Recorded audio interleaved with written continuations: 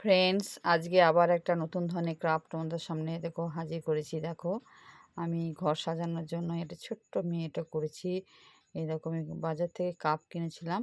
কাপগুলো যে রাখা থাকে থার্মোকলের যে বক্সগুলোতে রাখা থাকে, তো এই বক্সটাকে দিয়ে আমি এই ছোট্ট সেলফটা বানালাম, মিনি সেলফ।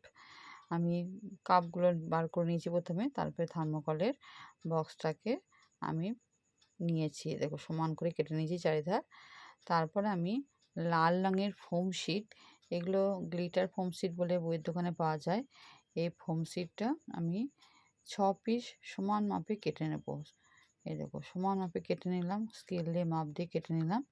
তারপর আঠা দিয়ে দিয়ে চারিপাশে আমি লাগিয়ে দিচ্ছি, আর মাঝখানে দুপাশে দুটো লাগিয়ে দিচ্ছি। দেখো, এটাকে ডেকোরেশন করলাম, একটু দেখতে সুন্দর লাগবে তার জন্য।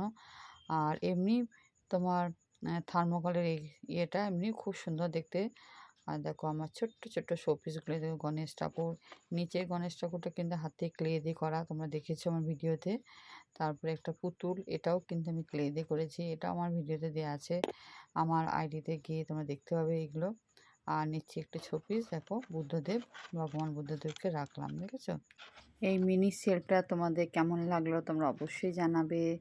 ভালো লাগলে অবশ্যই কমেন্ট করবে, শেয়ার করবে, পাশে থাকবে। Thank you.